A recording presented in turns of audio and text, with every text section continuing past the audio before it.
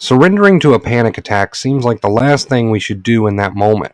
Our hearts race, we start to shake, we become filled with adrenaline, we feel like something horrible is about to happen. You may start thinking things like, maybe I'll have a heart attack, maybe I'll just go crazy and lose all control. So you're probably wondering, what sense would it make to surrender to this feeling when it makes us feel and think these awful ways?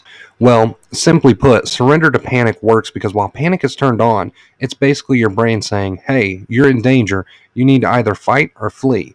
So when we don't do either of those things and we surrender instead, the brain has no choice but to then say, oh wait, I guess you aren't in danger, my bad.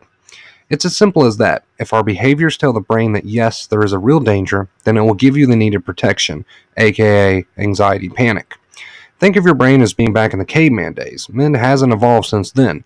No longer are we fighting off saber-toothed tigers and fending for our lives on a daily basis. Most of us in the modern age are perfectly safe, but the brain doesn't know that. It sees your fear of anxiety and panic itself as a saber-toothed tiger. It sees your worries about bills and relationships as, you guessed it, a saber-toothed tiger. See where I'm going with this?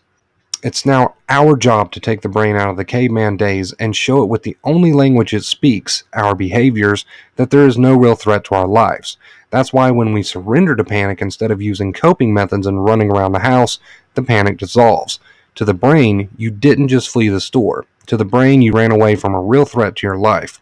So it's really up to you. What message do you want to send the brain when panic is turned on? That there is a threat to your life, or that everything is okay? Most people are afraid to surrender because they think something bad will happen to them if they do.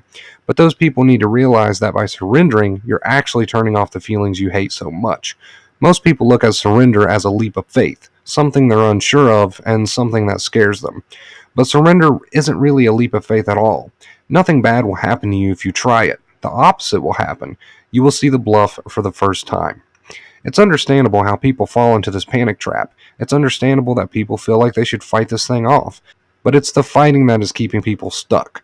All of that fighting is telling the brain that you need the panic, that you are in danger, but you know that you're not. It's time to show the brain the truth. Panic means good. It's there to protect you, but it doesn't know if you really need that protection or not. That's where surrender comes into play. You know your life isn't at stake, so now you have to prove that to your brain. If you suffer from panic attacks, I urge you to give true surrender a try. So next time panic sneaks up on you, remember, surrender. Do nothing about it. Absolutely nothing. You will see how you were the off switch for your panic this entire time.